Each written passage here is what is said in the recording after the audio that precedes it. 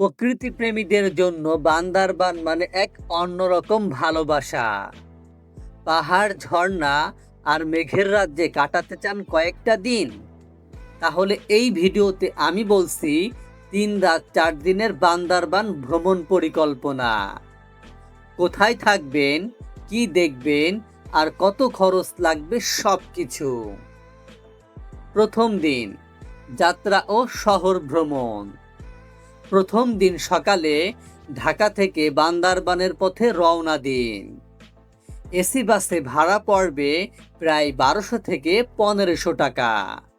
বান্দরবান পৌঁছে হোটেলে ফ্রেশ হয়ে শহর ঘুরে নিন। দেখতে পারেন নীলাচল, নীলগিরি আর স্বর্ণ মন্দির। রাতে বান্দরবান শহরেই থাকুন। বাজেট হোটেল রুম পাবেন 1000 থেকে 1500 টাকায়। দ্বিতীয় দিন, ধানসি ও নাফাখুম জলপ্রপাত। দ্বিতীয় দিন সকালে রওনা দিন ধানচির পথে। পথে সাঙ্গু নদীতে নৌকা ভ্রমণ দারুণ অভিজ্ঞতা হবে। দুপুরের মধ্যে পৌঁছে যান নাফাখুম জলপ্রপাতে। একে বলা হয় বাংলাদেশের মিনি নায়াগ্রা। এই দিন খরচ পড়বে প্রায় 2000 থেকে 2500 টাকা, নৌকা, গাইড ও খাওয়া দাওয়া বাবদ। রাতে ধানচি বা কাছাকাছি গেস্ট হাউসে থাকুন। তৃতীয় দিন, বগালেক ও কেওক্রাডং ট্রেকিং। তৃতীয় দিন সকালে রুমা হয়ে চলে যান বগালেকে। এখানে লেকের পাশে ঘর ভাড়া পাবেন 500 থেকে 800 টাকায়।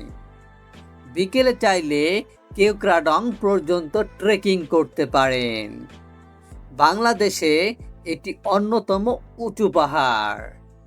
সন্ধ্যায় লেকের ধারে ক্যাম্প ফায়ার আর স্থানীয় খাবার উপভোগ করুন। চতুর্থ দিন, ফেরার প্রস্তুতি।